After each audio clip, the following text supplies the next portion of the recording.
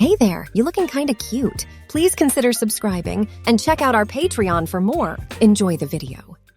I had to hurry because I knew my dad was coming home soon. Even though it was a Saturday morning, he could only work out for so long. He usually came back about an hour before noon.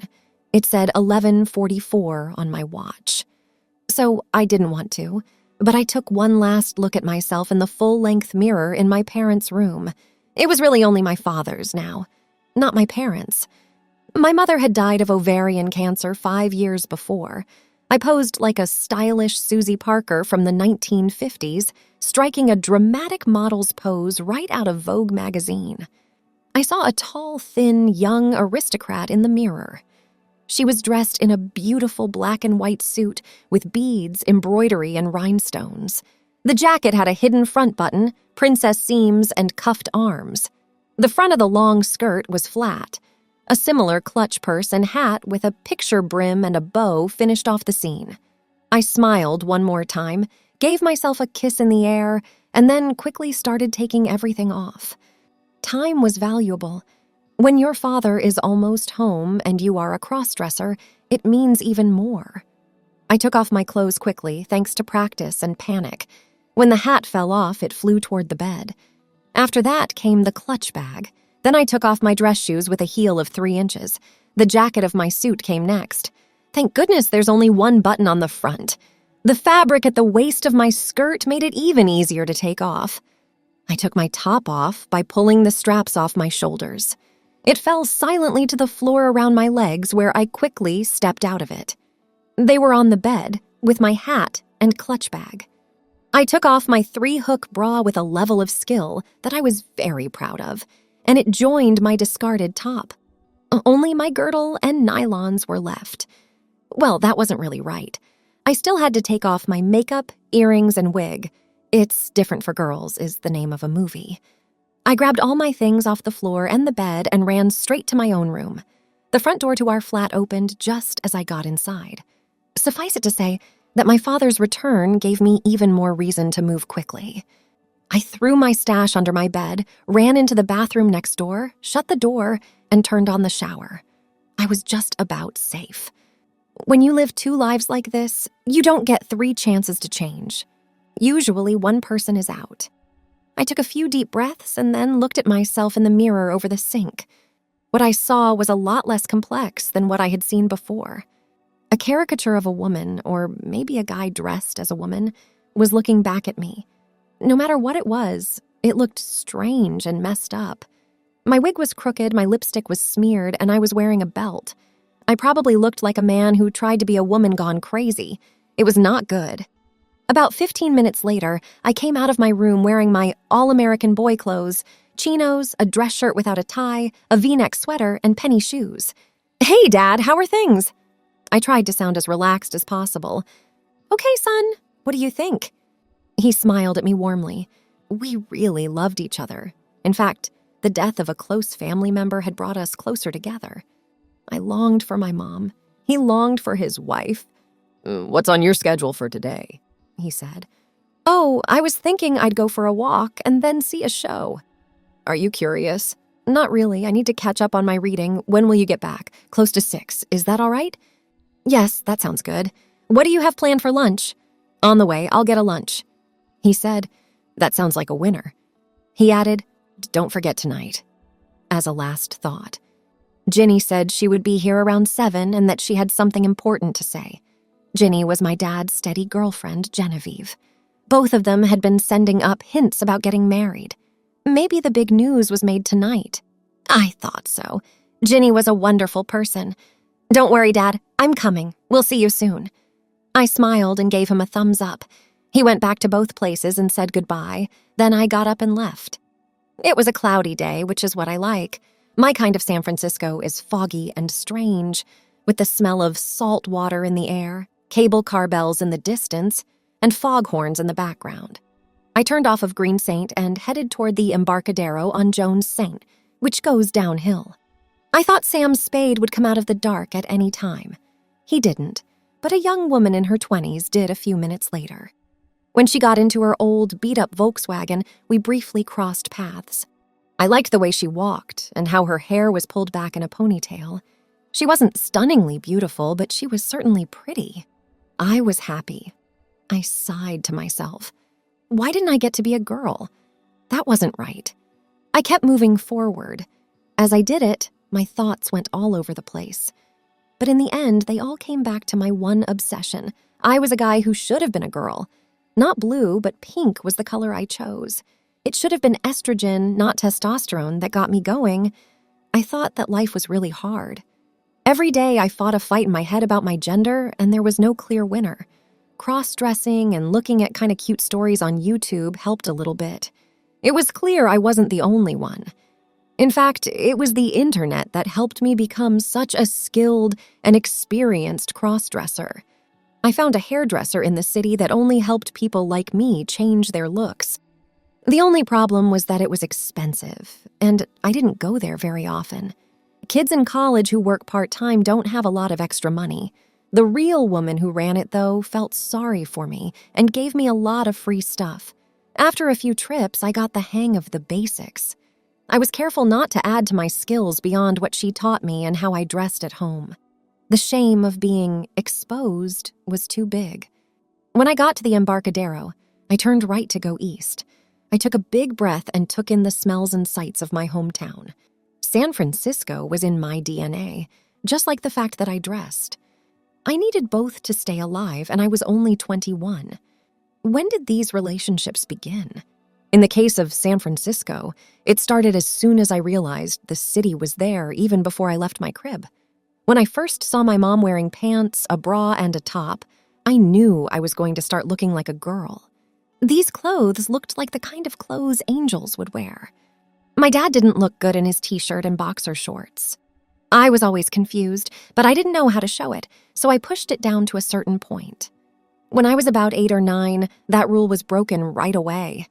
When my parents were out of the house, I saw a top sitting on a chair in their bedroom. I was pulled to it like a moth to a flame. I had to pick it up and look at it. That turned out to be a big mistake. It was the color of lemons, soft and thin, and had beautiful lace on the bottom and bodice. I didn't know what a bodice was when I was that age, but I think you get the idea. Having this piece of clothing in my hands was like having a revelation. I knew I had to give it a try, so I did. As soon as I put it on my shaking body, I was hooked and couldn't stop.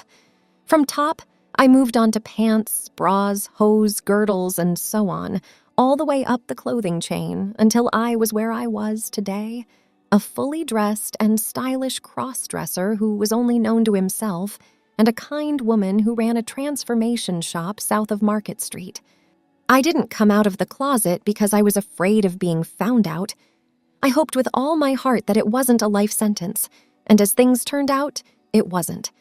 Now I was hungry, so I ran up Columbus Avenue in North Beach to a small deli where they made great sandwiches on newly baked sourdough French bread. After eating the house special, which was a mix of cold cuts and a decaf cappuccino, I was ready to continue my trip. Unfortunately, the weather was not on our side. It began to rain, and it rained hard. I thought, well, that was my walk. I also didn't want to see a movie that had mixed ratings.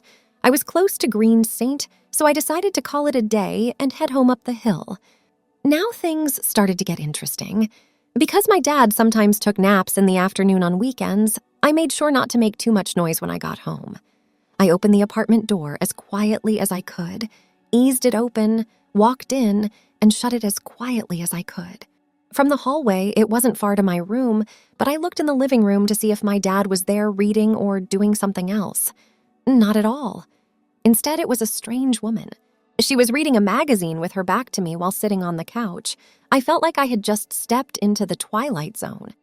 It was a very strange time. I said, "Excuse me, madam," in my most neutral voice, trying to hide my surprise and interest. "My name is Rob. Is Dad back yet?" she said right away. "Oh, no." It was a voice I knew. Her magazine closed with a snap and she jumped up. Then she slowly turned around to face me. I should have known that voice. It was my dad dressed as a woman. Not that he was difficult to spot. In fact, he seemed like a stylish middle-aged woman who made the most of her clothes, makeup, and accessories. From a distance, or when the lights were low, it was easy to miss him. Close up or in bright light, he might have trouble. When his son found him at home, it was impossible for him to play a role. I gave him a hard look from head to toe. He looked very stylish in a white pullover dress made of chiffon and a sheer open front jacket with handkerchief arms and a hem. His socks were a coffee color and his feet were in white slingback boots that were 2 or 3 inches high. His ears were adorned with long pearl earrings that hung down. His wig was expensive and made just for him. It looked very nice. His makeup was what stood out the most. Either he was born knowing how to do it, or he went to school for a long time. It was used cleverly. His fingernails were long and shiny. No doubt you can press on paints. People say that the quiet between us was as loud as a bell. We were all afraid to speak up. In the end, he did. "Rob, I'm not sure what to say," he started hesitantly. His eyes showed how much pain and shame he was feeling. "Hey, Dad, this isn't the end of the world. I told him to calm down. How about I make us some scotch and soda?"